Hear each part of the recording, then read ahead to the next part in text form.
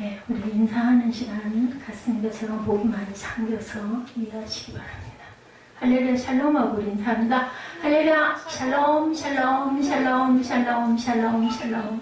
하나님 사랑합니다. 여러분 주 안에서 사랑합니다. 오늘 잘 아시는 말씀이죠.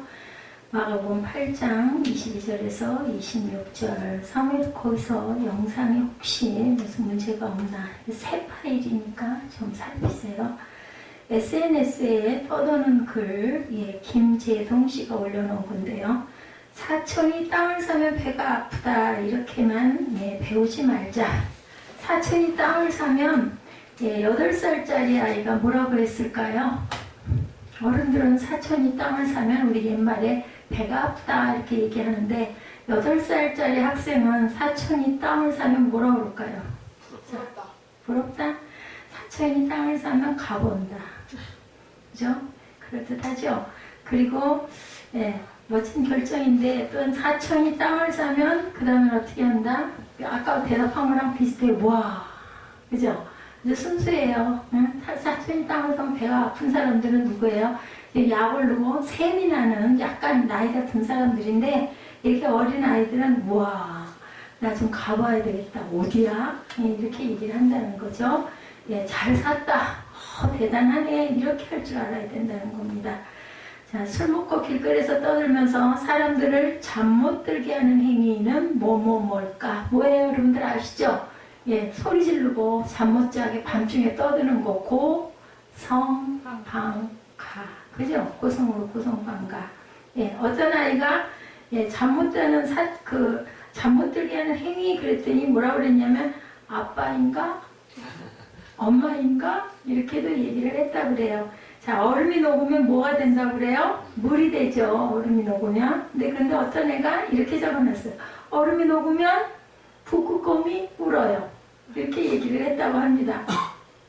얼음이 녹는 게 북극곰이 우는 것과 무슨 상관이냐? 그런데 이런 아이들은 어떻게 얘기를 해요?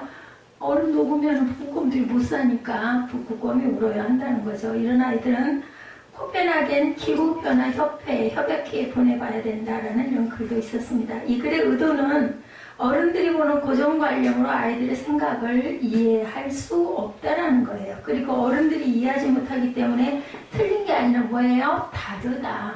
우리 그래서 틀렸다가 아니라 이제는 다르다는 걸 인정을 해야 할 때다. 오늘 본문 기적은 예수님이 행하시는 방식 때문에 시비거리가 되고 있습니다. 아까 박모세군 이야기가 우리 말씀 속에 잠깐 소개가 되어지는 부분이어서 일부러 제가 찾아서 여러분들에게 보여드렸습니다. 왜냐하면 지금까지 행하시던 방식과 예수님은 달랐다는 거죠. 사람들은 신기하게도 기적을 행하시는 주님의 마음을 보는 게 아니라 자신이 경험했던 방식으로 주님을 판단하려는 경향이 컸습니다. 우리의 신앙을 보는 것 같기도 하죠. 아까 기도는 뭐라고 그래요? 기적, 그냥 보편적인 기적이다라고 얘기합니다. 신기하기도 한데 그거는 일어날 수밖에 없는 일이기도 하다. 근데 기도하지 않는 사람들이나 안 믿는 사람들이나 일반적인 사람들은 그런 게 어딨어? 그러지 않아요? 근데 그런 건 있습니다. 우리가 국민일보 보죠? 아무도 신문 보시는 분이 없는데 저는 가끔 모양실에 있으면서 그 신문을 갖다 놓으니까 매일매일 거기 갖다 놓으니까 그러다 보면 식사를 할 때나 잠깐 거기 머무를 때 잠깐씩 보게 되더라고요. 기적은 지금도 일어나고 있습니다. 아까 박모세뿐만이 아니라 많은 그런 기적의 이야기들이 올라오건 거짓말은 아니거든요. 실제 있는 이야기들이죠. 근데 인구가 워낙 많다 보니까 기도를 그렇게 절실하게 정말 직접적으로 자기 삶을 생명을 다 걸고 하지 않기 때문에 일어나지 않기도 하다. 또 응답이 없는 경우도 있죠. 하나님의 뜻이 또 거기 있기 때문일 수도 있습니다. 하영조 목사님 살아계실 때 그날의 대화라는 2006년 목회와 신학이라는 잡지에 인터뷰 내용이 올라와 있었습니다. 편집자가 묻습니다. 많은 사람들이 이구동성으로 하 목사님의 목회를 일컬어 참 창의적이다라고 평가합니다. 창의적 목회의 노하우를 말씀해 주십시오. 이렇게 질문을 했더니 목사님이 사랑하면 창의적이 됩니다. 저는 뭐라 그러죠? 동의가 되는 것만 여러분들에게 전합니다. 동의가 안 되거나 제가 모르겠거나 너무 깊이 있는 말씀이라서 이해가 안 되는 부분은 여러분들에게 전하지를 못합니다. 네, 창의적이다. 창의적 목회의 노하우는 바로 사랑이다. 그런데 그런 것 같아요. 자, 교회에 대해서 다른 사람들보다 아마 10배는 더 생각할 겁니다. 하영종 목사님 대답이세요. 사랑하면 리더십이 생겨요. 사랑하지 않는 사람들은 어떻게 된다? 끌려갑니다. 사랑하는 사람들은 모든 것을 이끌어갑니다. 사랑하니까 잘해줘야 되고, 살려야 하니까 희생하고 섬긴다. 우리 뭐 사랑하면 뭐예요? 약혼할 때, 뭐 결혼할 때 뭐 한다 그래요? 이벤트 한다 그러죠? 조금 있으면 이제 우리 아이들이 17, 18, 뭐 20 이때 되면 또 막 연애한다 그러고 뭐 커플이 어떻고 이런 얘기 나올 것 같아요. 제가 보니까 아이스크림을 다 소리같이 다 나눠 먹자고 갖다 놓고 청년이 열심히 그 여성이 먹는 아이스크림을 자기 건 먹지도 못하고 열심히 떨어지게 지켜보더라고요. 근데 하필이면 초콜릿 아이스크림이에요. 근데 자매가 안 먹어요. 열심히 먹진 않고 그냥 위에서만 깨작깨작 하니까 이 청년은 속이 타는 거예요. 왜 아이스크림 싫어해? 안 좋아해? 초콜릿이라서 싫어? 그랬더니 아니야, 잘 먹는데 오늘은 좀 그래. 왜 그럴까요? 왜 그러고 앉아가지고 들여다볼까요? 아이스크림 속에 반지가 들어있는 거예요. 거기까지 먹어야 되나 안 먹고 거 위에서만 깨직깨직하고 있으니까 내 속이 타는 거죠. 이게 뭐예요? 창의적인 거잖아요. 그래서 저도 대단하다. 뭐 요즘은 많이 나오죠. 어디 탁 들었으면 그냥 뭐 손뼉 한 번만 탁 쳐도 이렇게 탁 손소리만 내도 탁 불이 켜지면서 하트가 탁 뜨죠. 그래서 뭐 누구야 사랑해 뭐 나와 결혼해줘 뭐 이런 것들 이런 이벤트를 하는 게 왜 그래요? 어떻게 하면 기쁘게 해줄까? 어떻게 하면 감동을 하게 해줄까? 그래서 사랑하니까 창의적이 된다라는 게 저는 이해가 가더라고요. 진짜 리더십에는 희생이 필수적으로 따르고 포기가 따라야 된다. 제가 오늘 오전에 좀 마음이 상심을 했었어요. 주일 아침마다 오는 마음 중에 큰 부분을 차지합니다. 너무 분주하고 주일 아침에는 정신이 없고 힘이 들어요. 아침에 새벽에 일어나 쫓아가가지고 정돈하고 뭐 샤워하고 챙기고 아이들 깨워서 데리고 끌고 와야 되고 올라와야 되고 올라왔을 때 교회에 또 어떤 오늘처럼 일거리가 있는 날은 정말로 너무너무 힘이 들어 옷도 갈아입어야 되고 이런 부분들이 있어요. 그러다 보니까 은근히 속에서 뭔가가 이렇게 치밀어 올라오더라고요. 나는 왜 이렇게 늘 고달플까? 특히나 주일날 은혜 받아야 할 주일날 말씀만 잘 증거할 수 있었으면 참 좋겠는데 이런 것들 좀 안 하면은 안 되겠는가? 그러면서 하나님을 찾게 되더라고요. 그러니까 마음이 불편하게 되니까 얼굴 표정도 좋아지지가 않고 입술에서도 찬양도 안 나오고 축복기도도 안 나와요. 그러면서 한쪽에서 마음속에서 얘기를 하는 거예요. 목회자를 잘 섬겨야 축복을 해주지 이런 마음이 생겨요. 나중에 기도하면서 마음을 풀었습니다. 어디에서? 그 일부 예배에서 내 영혼이 잘된 같이 내가 강건하기를 범사에 잘되고 영혼이 잘 돼야 돼. 제 영혼이 이렇게 비뚤어져 있으니 뭐가 범사에 잘되고 하나님의 은혜가 넘치겠습니까? 그래서 회개를 했습니다. 내가 섬겨야지. 여기 그 리더십에 대한 이야기를 제가 어제도 정리를 했는데도 불구하고 순간 우리는 삶이 이렇습니다. 순간순간 마음도 자꾸 사탄이 들어오고 시험이 들어옵니다. 중요한 거 아는 게 중요한 거예요. 그걸 그냥 꾸역꾸역 고집을 부리고 뭐 내가 뭘 잘못했는데 이렇게 되면 안 되는 거죠. 아는 것처럼 중요한 게 없습니다. 아까 그 청년 모세 청년 나이가 지금 대충 계산을 해보니까 한 25, 6 됐겠어요. 그죠? 태어난 애하고 제가 계산을 잠깐 해봤습니다. 뭐라 그래요? 나를 살렸잖아요. 기도가 왜 좋아? 그게 진리예요. 그랬기 때문에 그 청년은 아마 앞으로도 복되게 잘 살아갈 겁니다. 우리 찬송가 43장 제가 요즘에 자주 틀죠. 파니 크로스비의 그 고백된 가사죠. 찬송으로도 보답할 수 없는 사랑. 그걸 안다는 게 중요합니다.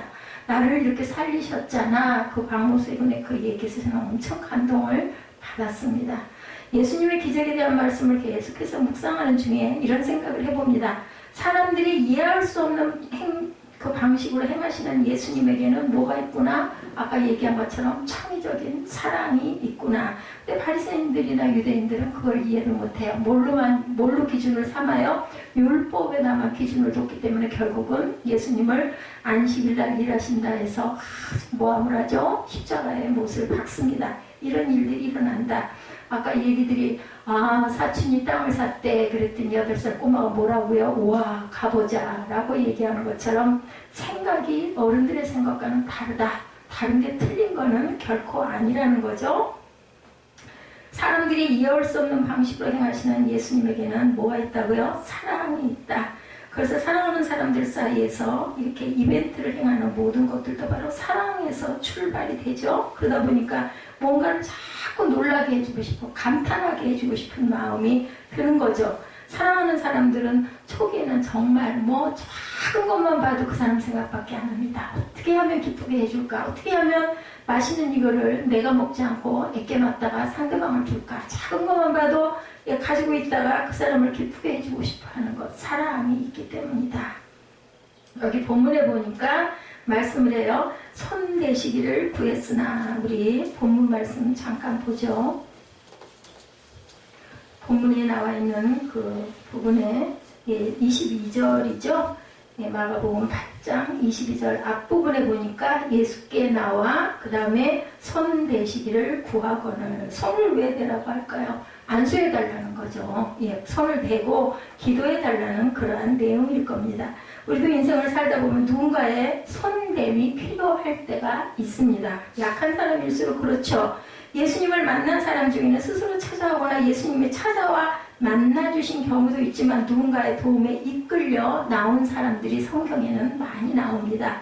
때로 우리 인생에 스스로 해결할 수 없는 문제들, 그렇죠? 오늘 본문은 이 맹인에 대한 어떤 설명도 하지 않습니다. 지금은 시각장애인이라고 얘기해야 되죠. 그 사람이 처한 환경, 경제적 상황, 사회적 지위에 대해서. 하지만 그가 행복한 사람인 것은 주변에 사람들이 있었다는 것. 여러분들 외로움이 뭔 줄 아세요? 그죠? 주변에 아무도 없는 게 외로움인 거예요. 아무도. 제가 가끔 그런 자괴감에 빠질 때가 있습니다. 아무도 나를 염려해주는 사람이 없고, 아무도 나는 이렇게 많이 아픈데 걱정해주는 사람 없고, 아무도 내게 안부해주는 사람이 없다. 이런 생각이 들어요. 하나님이 안 계셨으면 나는 아마 지금보다 더 훨씬 벌써 먼저 일찍 하늘에 갔을 수도 있겠구나, 이런 생각이 듭니다. 이게 누군가가 주변에 있다라는 것처럼 복된 게 없다. 여러분들 주변에 있는 가족을 소중하게 여기시 바랍니다. 남편이 됐든 자녀가 됐든 아주 소중한 사람이에요. 가족은 일반적인 편견이나 그 생각을 뛰어넘습니다. 가족이기 때문에 사랑하게 되죠. 부족해도 그걸 비교하지 않습니다. 내 엄마니까, 내 자녀이니까. 하나님도 저와 여러분을 그렇게 바라보신다라는 거죠. 본문 22절에 사람들이는 그저 some people이라고 되어 있는데 이들이 이 맹인을 예수께 데리고 왔다라는 거예요. 약간의 사람들이죠. some people이면 아무도 예수님에 대한 소문을 듣고 있었던 사람이겠죠. 그 누군가 예수님께 요청을 합니다. 이 맹인에게 예수께서 손을 대셨으면 좋겠습니다. 그러니까 복된 사람이라는 거예요. 누군가가 그 사람을 눈을 뜨게 해주려고 데려다가 예수님 앞에 데리고 왔다라는 게 굉장히 중요한 복이라는 거죠. 손을 댄다는 말은 고쳐달라는 요청입니다. 미국 사람들이 많이 쓰는 표현에 의하면 뭐라 그래요? 힐링 터치, 이런 단어를 씁니다. 그런데 사람들의 요청에 대해 응답하시는 방법은 그 사람들이 예상했던 것이 아니었던 거죠. 하나는 방법에 있어서 다른 하나는 장소에서 얘기합니다. 본문 22절하고 23절 우리 한번 읽어보죠. 베세다 이름의 사람들이 맹인한 사람을 데리고 예수께 나와 손 대시기를 구하거나 23절에 예수께서 맹인의 손을 붙잡으시고 마을 밖으로 데리고 나가사 눈에 침을 뱉으시며 그에게 안수하시고 무엇이 보이느냐. 데리고 왔는데 예수님은 거꾸로 데리고 나가세요. 그죠? 마을 밖으로 데리고 나가셨다는 게 문제입니다. 그리고 그냥 이렇게 손으로 비벼줘도 될 텐데, 아니면 소리로 명해도 될 텐데 뭐 했어요? 침을 뱉으시고 그에게 안수를 하셨어요. 눈에. 사람들이 환자를 데리고 예수께 오는 것, 그리고 환자를 대신하여 고쳐달라고 구하는 것까지는 그동안 있었던 치유 기적의 패턴과 같습니다. 그런데 그들의 요청을 받으신 예수께서 오늘은 그 맹인의 손을 붙잡으시고 어디로? 마을 밖으로, 그리고 침을 뱉으시며 안수하셨다, 이렇게 나타나 있습니다. 오늘 말씀과 기적을 통해서 우리에게 주시는 특별한 교훈이 무엇인지 우리 한번 살펴보죠. 인간들의 지식과 과학의 발달을 보면 한 가지 중요한 패턴이 있는데, 공식을 만들어 대입하는 거예요. 그리고 모든 사람이 이해할 만한 이론을 만들어서 설득하는 건데 아마도 그것이 인간들이 느끼는 가장 편안한 방식이기 때문일 겁니다. 그런데 인간들이 만들어 놓은 공식과 이론은 계속해서 깨져요. 아까 의학이 갈 수 없는 부분 그곳에 곧 1%도 고칠 수가 없다라고 얘기했는데 만약에 그렇다면 의사 선생님들은 수술을 하세요. 저는 기도를 하겠습니다. 만약에 이 아이가 깨어난다면 살아난다면 그것은 신의 영역이겠죠 라고 얘기했더니 의사 선생님들이 그렇습니다 라고 대답했다는 부분이 있죠. 공식과 이론은 이렇게 깨져나갑니다. 가장 명확한 과학적 지시라고 생각했던 건 역시 새로운 이론과 발견 앞에서 자꾸 무너져 내리죠. 개인적으로 우리 신앙에서 가장 무식한 일이 있다면 신앙의 패턴과 공식을 만들려고 하는 사람들 누구였어요? 바리새인들, 유대인들입니다. 그렇게 공격을 하죠. 그런 건 없다고. 근데 아까 얘기했듯이 바라보는 관점의 차이, 생각의 차이라는 겁니다. 조금 과격하게 말하면 이러한 사도는 그 시도는 우상을 만드는 것과 차이가 없다. 다 그게 고정관념 정해놓고 이게 확실해라고 얘기하고 거기서 틀리면 상대하지 않으려고 하는 것. 구약시대에 보면 출애굽하는 이스라엘 사람들에게 주신 준엄한 명령이 두 가지가 있었습니다. 하나님의 형상을 만들지 말라고 하죠. 우리 십계명에. 그리고 성전을 만들지 말라는 그런 말씀입니다. 인간들이 하나님의 형상을 만들어 우상화하는 것은 자신의 방식대로 하나님을 섬기고자 하는 의도였고 하나님께 순종하기보다는 우리의 영역에 하나님을 맞추려고 했다라는 겁니다. 신앙과 종교의 타락은 바로 이러한 태도에서 비롯합니다. 그래서 그런 얘기 있죠. 내가 복음 아니면은 내 기도를 하나님으로 움직여가지고 도깨비 방망이처럼 내가 원하는 것을 들어주시면 좋으신 하나님이고 응답이고 들어주시지 아니하시면 하나님은 안 계시고 이렇게 얘기하죠. 잘못된 거죠. 우상을 만드는 거예요. 도깨비 방망이를 만드는 겁니다. 하나님을 막 움직이려고 하는 거예요. 내 마음대로 조종하려고 하는 거예요. 내가 원하는 때 내가 바라는 걸 주어야 좋으신 하나님이라는 것. 이거 우상이죠. 이게 바로 샤머니즘의 기본이다. 신앙과 종교의 타락은 바로 이런 태도에서 비롯되죠. 이렇게 하면 병이 낫습니다 라고 말할 때 그것이 하나님의 유일한 방법일까? 아니면 자신의 경험일까? 경험이죠. 하나님의 방법은 아닙니다. 여기서 하나님을 예배합시다 라고 주장하는 것이 유일한 장소이기 때문일까? 아니면 자신이 예배하는 장소이기 때문에 거룩하게 생각하는 것일까? 이것도 우리가 깊이 생각해 봐야 됩니다. 오늘 기적의 말씀은 어쩌면 이런 물음에 대한 예수님의 대답입니다.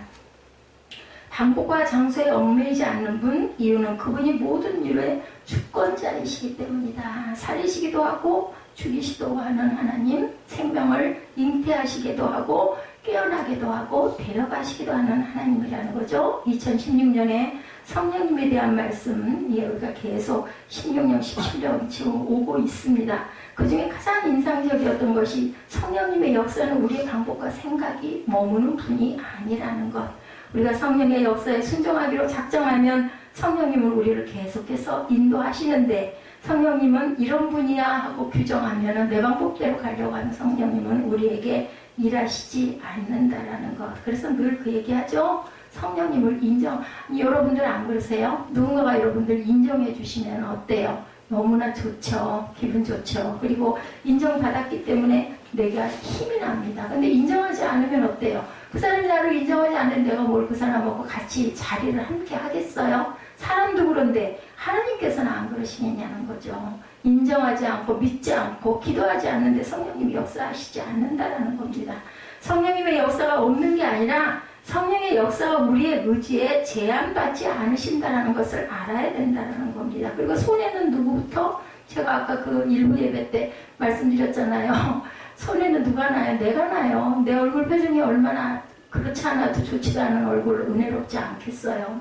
웃는 얼굴 고맙습니다. 감사합니다. 선한 말을 할 때 우리 입술에 미소가 필 때 얼굴이 피어지죠. 그랬을 때 사람들에게 은혜스러운 모습이 된다라는 거. 그렇게 나를 위해서 우리는 항상 입술에 선한 말을 할 줄 알아야 되고 고백할 줄 알아야 된다라는 거죠. 그게 내게 플러스 되는 부분이에요. 그렇기 때문에 항상 그런 마음을 가져야 된다.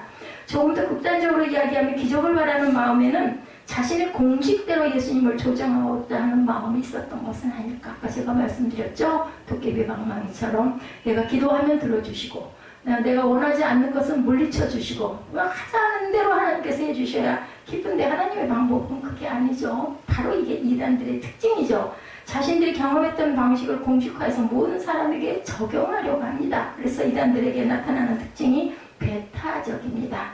모든 사람에게 자신들의 방식을 따라오라고 하는데 신앙을 잘못 이해하는 사람들이 그것을 확신으로 생각하는 것, 그죠? 분명히 자신이 옳다고 확신을 해서 저지르는 범죄들이 있습니다. 아무리 설명해도 설득해도 소용이 없죠. 신앙에서 가장 치명적인 문제가 바로 자신의 경험을 확신하는 것. 어떤 것에도 확신이라는 것은 없다라는 것. 하나님은 무소부재하시고 하나님께서는 어느 곳도 공간만도 시공도 초월하시고 계시기도 하시고 안 계시기도 하시고 아까 모세군 같은 경우에는 항상 기도하면 하나님이 나와 함께 하신다라는 마음이 오고 그래서 기쁘다라고 얘기해요. 여러분들 기도하시는 거 기쁘세요?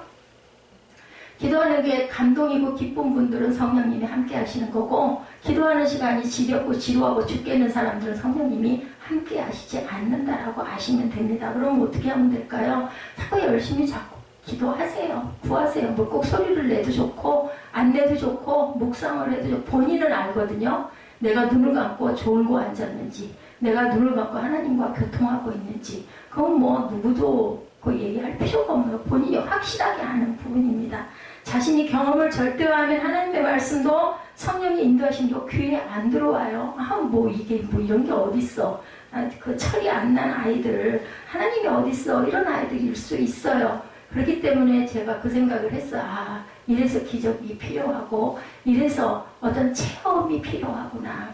그렇게 그런 체험을 하고 나면 그래서 생각을 하지 않겠어요. 사무엘이 그러더라고요. 자동차 바퀴 속에 들어가고 몇 미터 끌려갔을 때 트렁크 문을 제가 뒷문을 모르고 트렁크를 손 있는 거 모르고 쾅 닫아버렸거든요. 근데 손이 말짱할 때 할머니가 또 한 번 유리창을 그냥 올려버렸대요. 손이 이렇게 있었는데 그랬을 때 여러 번 그거 느낀 것들은 좀 이상하다 이런 생각이 들었다고 하더라고요. 뭔가 나를 지켜주시는 게 있는 게 아닌가. 그런데도 아직도 잘은 모르겠다. 그래서 성령 체험이 참 중요한데 우리 사무엘은 언제쯤 성령 체험을 정확하게 할까? 우리가 신앙생활을 하면서 우리가 실망하는 것 가만히 보면 하나님께서 일하시지 않는 게 아니라 여러분들 우리가 생각하는 방식으로 하나님께서 일하시지 않을 때 실망하죠. 단지 우리가 이해하지 못하는 방식이 우리를 실망시키십니다. 그래서 우리가 실망한다는 것은 믿음이 없다는 증거일 수도 있다. 바울이 로마서 5장에서 인내, 연단, 소망을 같은 맥락에서 설명하고 확신하는 이유. 하나님의 방식은 우리가 기대하거나 예상하지 못하던 방식으로 찾아온다. 모세 같은 사람도 열심히 기도했죠. 엘리야 같은 경우도 열심히 기도했는데 아무 소리가 없었어요. 그래서 실망했어요. 포기했어요. 근데 어떻게 했어요? 맨 끝에 아주 세미한 소리가 들렸다고 얘기해요. 하나님의 우레와 같이 나타나시고 막 불꽃 가운데 나타나시고 불사름으로 나타나시고 구약에 그렇게 많잖아요.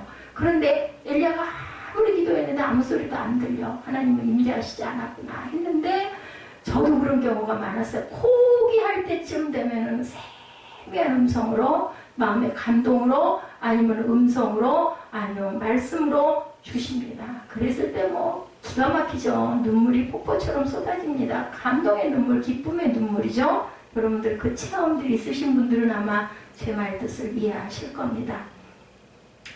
가장 확실한 믿음, 우리를 향한 하나님의 사랑과 선한 뜻 그런 것들이 보여질 때처럼 기쁠 때가 없어요. 아마 그 모세 청년은 그걸 경험을 하기 때문에 기도하는 시간이 가장 기쁘다라고 이야기를 할 겁니다. 우리의 소망, 그죠? 그게 바로 소망입니다. 그리고 그 시간이 지나고 나면 우리가 생각했던 곳이 아니라 다른 곳에서도 드러날 때가 있다. 하나님의 손길을 체험하기도 합니다. 오늘 베세다에서 일어난 기적의 이야기가 바로 그런 이야기입니다. 사람들은 자신들이 경험했던 방식대로 예수님을 찾아와 고쳐주기를 원했지만 전혀 다른 방식으로 일하시는 주님을 새롭게 경험을 합니다. 사실 이 다른 방식에 사람들도 의아했겠지만 그 시각장애인 맹인에게는 두려움의 감정, 무섭고 두렵고 도대체 왜 침을 내 눈에다 바르는 거야? 이런 생각을 안 했겠느냐는 거죠. 예수께서 맹인의 손을 붙들고 마을 밖으로 가셨을 때, 그죠? 그가 볼 수 없었기에 익숙한 마을을 벗어나는 것이 더욱 두려웠을 거예요. 앞이 안 보이니까 도대체 어디로 나를 끌고 가는 거야 이러지 않았겠냐는 거죠. 근데 중요한 것은 그가 불안해했을지 모르지만 주님께서는 그의 손을 붙잡고 계셨다는 것. 그죠? 예, 이 찬양 여러분들 아시죠? 주님이여 이 손을 꼭 잡고 가소서 약하고 피곤한 이 몸을 폭풍우 흑암 속 해치사 빛으로 손잡고 날 인도하소서. 그러면 여러분 두려우세요? 안 들어오시죠? 제가 전에 그 얘기 말씀드린 것 같아요. 어린 날 기억이 참 안 잊히고 나이가 들수록 어린 날 그 생각이 납니다. 저는 예, 빛, 불, 그 환한 이 빛 좋잖아요. 이거 생각하면 그 어린 날 달빛이 나를 따라오면서 달림이 따라온다고 그러죠. 어렸을 때는. 그래서 도로를 환하게 비쳤던, 뭐 그 밤에 그 전에 11시, 12시 되면 아무도 차가 안 다녀요. 지금은 뭐 밤 2시에도 차들이 생생 다니지만, 그런데 그 아무도 안 다니는 그 어린 아이가 토박토박 걸어가는데 그 달이 환하게 비춰줘서 은빛이죠, 은빛. 그 속을 제가 막 노래를 부르면서 가던 그 기억이 납니다. 하나님께서 위에서 보시면서 얼마나 그죠 이뻐하셨을까 하는 생각도 듭니다. 안 무서워요. 제가 말씀드리려고 하는 거는 그 달을 보면서 노래하면서 문득문득 겁이 나는 두려움을 내쫓는 거죠. 뭐 하면서 열심히 큰 소리로 노래 부르면서 그 가사를 기억하면 저는 어렸을 때 그렇게 두려움을 쫓았습니다. 여러분 흑암은 두려움이에요. 그죠? 예, 폭풍 속에서도 내 손을 꼭 잡고 있는 하나님이 계시면 두려울 것이 없죠. 자전거 처음 배울 때 균형을 누가 자전거 잘 타는 사람이 탁 잡아주면 안 무섭잖아요. 그래서 다리를 막 움직입니다. 근데 만약에 혼자 탔어요. 비틀비틀 쓰러질 것 같고 무서워서 이 쩔쩔매다 보면 진짜 영락없이 엎어지더라고요. 스케이트도 마찬가지죠. 누가 붙들어주는 손길이 있으면은 아주 잘 나갑니다. 근데 그거 하다가 살짝 손 놔주면 그때부터는 당황하고 놀래가지고 중심을 잃고 엉덩방아를 찍기가 일수라는 거. 우리가 경험해보지 않은 곳으로 우리가 가고 있는지는 모르지만 우리의 손을 붙잡고 계시는 주님이 계시다라면 우리는 두려울 게 없습니다. 우리 주님께서 우리의 손을 잡고 어디론가 가셨다면 그것이 하나님을 만나는 곳이 아닐까? 여러분들 생각해 보시기 바랍니다. 제가 오래됐잖아요. 한 2달 이상 된 것 같아요. 그 검사 받는다고 왔다 갔다 하고 처음에는 되게 두려웠어요. 겁도 나고 앞도 깜깜하고 물질적인 보조도 안 되고 말 맞다나 무슨 보험이 들어져 있는 것도 아니고 이러다가 그냥 수술도 못하고 죽는 게 아닌가 이런 생각을 했습니다. 그런데 시간이 가다 보니까 두려움이 없어지고 오히려 거꾸로 무슨 생각이 드냐면 잘못된 부분들을 이렇게 드러나게 하셔가지고 고치게 하시고 식습관도 조금 신경 쓰게 하시고 이러시려고 이런 계기를 주셨구나라는 그런 마음이 기쁜 마음이 들더라고요. 우리의 삶을 보면 우리가 꼭 원했거나 계획했던 장소가 아닌 엉뚱한 곳에 와 있는 듯한 느낌이 들 때가 있습니다. 중요한 것은 그것을 하나님을 만나는 귀한 체험의 장소가 되면은 되는 거예요. 골방일 수도 있고, 그죠? 아니면 내가 자는 잠자리 침대 위일 수도, 그게 꼭 기도원이 아니어도, 그게 꼭 성전이 아니어도, 아니면 운전하고 가던 어떤 일상의 어떤 시간 속일 수도 있고, 어느 곳일 수도 있다는 것을 우리가 생각할 줄 알아야 된다는 거죠. 낯선 곳에서 하나님을 만나고 인생의 변화가 될 수도 있습니다. 여행 갈 때, 좋을 때가 아니라 정말 길 잃어버려가지고 헤맬 때, 진땀이 흐를 때 등에서, 그럴 때 문득 그죠? 하나님께서 인도하시고 계시구나 하는 생각으로 기도하게 되잖아요. 뭐 잘 안 될 때는 요한 웨슬리가 자기 사역의 실패를 경험하고 난 후에 올더스케이트 거리를 걷다 성령을 체험하고 어거스틴이 정원을 거닐다 하나님의 음성을 듣고 바울이 다메섹으로 가는 도상에서 빛으로 예수를 만나는 그러한 사건들이죠. 루터가 번개치는 들판에서 두려움 가운데 주님을 만나기도 한다라는 것. 우리 일상에서도 우리가 이렇습니다. 저 같은 경우에는 개인적으로 새벽 기도 속에서 그리고 골방에서 기도할 때 하나님이 저를 만나 주셨습니다. 특징들은 자신이 원해서 간 곳이 아닐 수도 있다는 겁니다. 주님께서 우리의 손을 잡고 계셨던 곳 나는 모르는데 하나님은 우리의 손을 붙잡고 일생에서 벗어난다는 것 2가지 차원의 문제인데 하나는 일상을 벗어남으로 인해 범죄하는 것 또 하나는 일상을 벗어난 곳에서 만나는 신비로운 체험일 수도 있다는 것. 우리가 잘 아는 다윗은 어느 날 화원역의 궁전 옥상에서 건너편에서 목욕하고 있는 여인을 발견하고 음욕을 품고 죄를 저지르고 맙니다. 삼손은 나시린이었음에도 한 여인에게서 헤어나오지 못하고 일탈에 있다가 모든 힘을 상실해버리기도 하죠. 그러면 이 일탈의 차이는 뭘까? 하나는 자신의 욕망이 무너져 일상을 벗어나는 것, 또 하나는 자신의 욕망을 이기고 일상을 벗어나는 것, 두 가지입니다. 자신의 욕망을 제어하지 못하고 벗어난 일상에 죄로 인도한다면 주님의 손에 이끌려 혹은 성령님에 이끌려 벗어나는 일상을 우리가 지금까지 경험해보지 못한 영성의 세계로 우리를 하나님께서는 인도하십니다. 이곳에는 뭐가 있어요? 과정이 분명히 있다. 23절이죠. 예수께서 맹인의 손을 붙잡으시고 마을 밖으로 데리고 나가사 눈에 침을 뱉으시며 그에게 안수하시고 무엇이 보이느냐 물으시니 쳐다보며 이르되 사람들이 보이나이다. 나무 같은 것들이 걸어가는 것을 보이나이다 하거늘 이에 그 눈에 다시 안시하심에 그가 주목하여 보더니 나와서 모든 것을 밝히 보는지라. 본문이 이렇게 되어 있습니다. 일상을 벗어난 것에서 예수님이 물으시죠. 무엇이 보이느냐. 예수님이 아셨을까요? 모르셨을까요? 아셔요. 아시면서도 물어봅니다.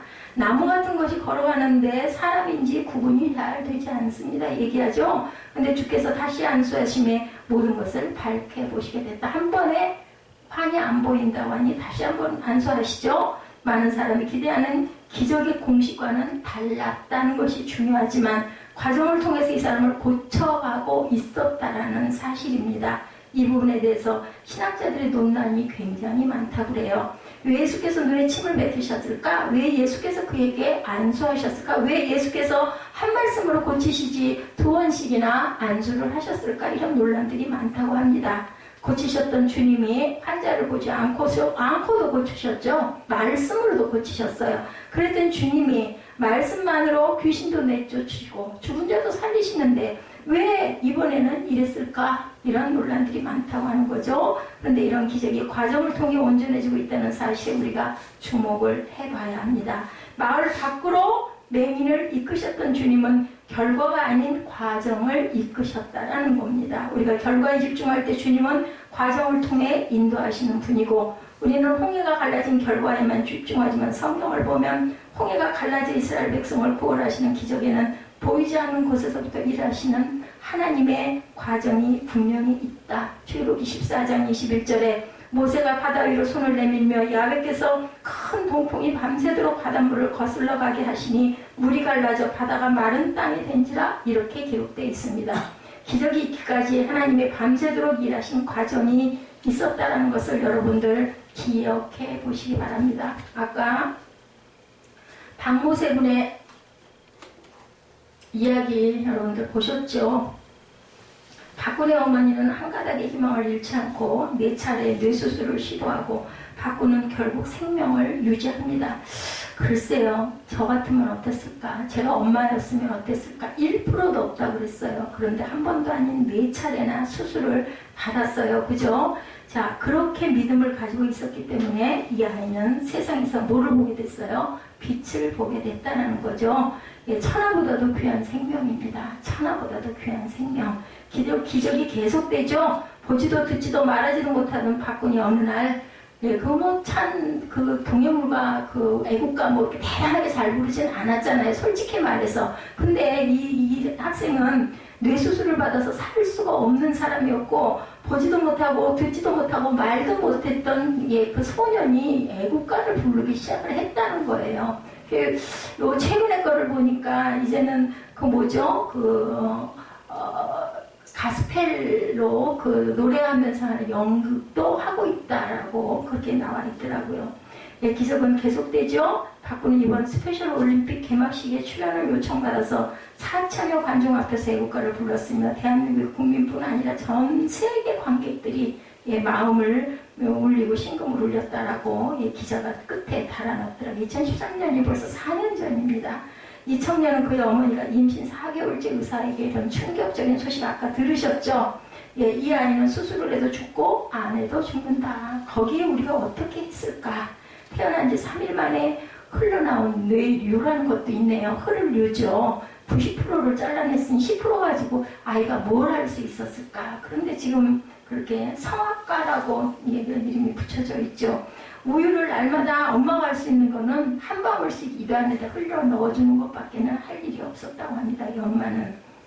그리고 한 것은 기도했다라는 거죠. 그 이후로도 계속 행해진 수많은 수술, 그때마다 의사들은 희망을 갖지 말라고 얘기했지만 그 어머니의 간절한 기도를 들으신 주님은 보지도 듣지도 말하지도 못할 거라는 의사들의 예상과는 달리 느리지만, 그죠? 엉성하지만 말을 하게 되고, 심지어 사람들의 마음속에 하나님의 일하심을 노래하게 되었다라는 거죠. 예, 이렇게 기적은 지금도 일어나고 있다라는 거. 그리고 성경 말씀을 아주 잘 외우더라고요. 보니까 오늘 예수께서 그 맹인을 고치시는 본문 26절에 그 사람을 집으로 보내시며 이르시되 마을에는 들어가지 말라 하시니라. 이 부분을 주목해 보시기 바랍니다. 의미가 뭘까요? 집으로 보내시며 라는 말과 마을에는 들어가지 말라라는 말. 네, 저는 이 부분에서 굉장히 귀한 은혜를 받았습니다. 이 말씀을 보면 이 맹인이 살던 집이 마을이 아니라는 말처럼 들리기도 합니다. 그러니까 집으로는 보내면서 마을로는 가지 말라고 그러지 않았겠느냐는 거죠.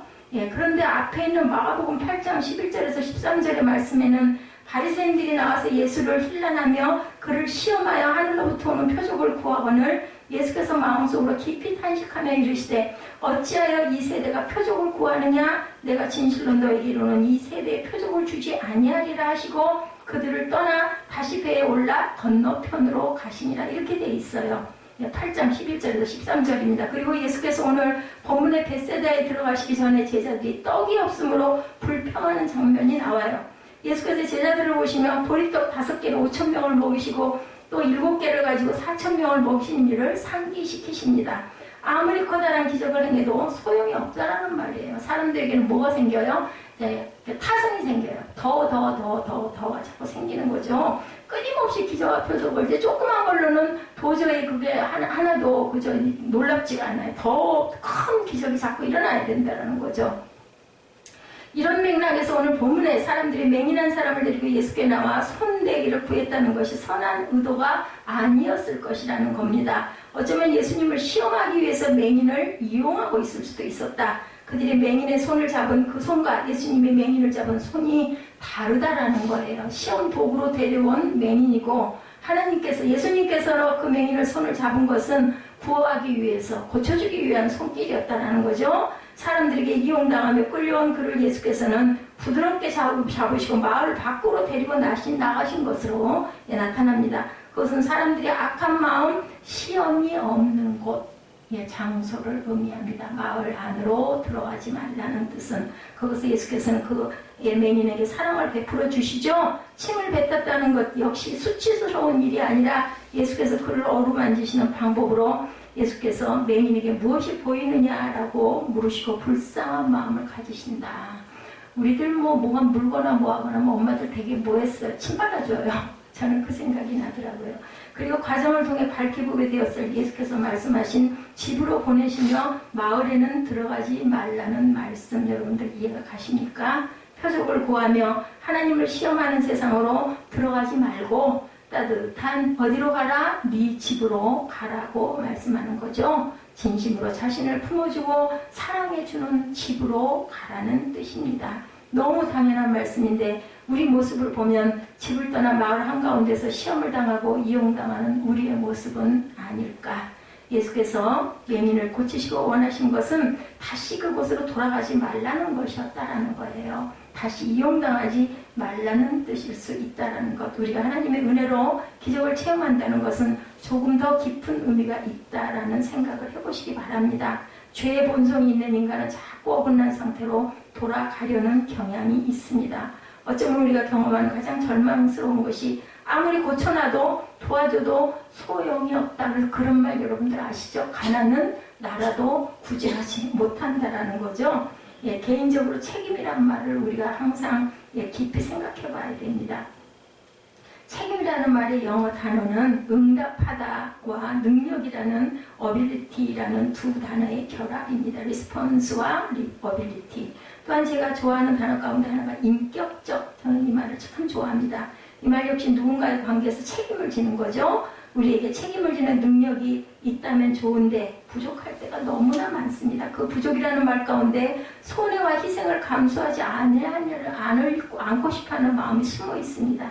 책임지지 않는 전형적인 인간의 모습은 과연 어떨까? 그 기준이 누군가에게 욕을 먹지 않으려는 의도가 있을 때인데 자신에게 돌아오는 손해를 감수하려지 않을 때죠. 책임지고 싶지 않은 거예요. 책임진다는 것은 응당 옳은 일을 위해 결정할 마음이 있어야 하고 옳은 일을 위해 필요하다면 손해와 비난도 화살도 감수하겠다라는 각오가 있어야 된다는 거죠. 그래서 이제 집으로 가라 이 말씀이 저와 여러분에게 내가 속한 본질적으로 돌아가라는 말씀입니다. 마을은 여러 사람의 이 속에 섞여 사는 곳, 마을은 온갖 권모와 술수로 이용당하고 이용하는 곳, 그리고 살아남으려면 진실할 수 없는 곳, 이제 새로운 세상을 살라는 거죠. 새로운 세상으로 가서 내가 변하고 세상을 보는 시선이 이제는 바뀌었으니까 그런 곳으로 돌아가 따뜻한 집으로 가라는 겁니다.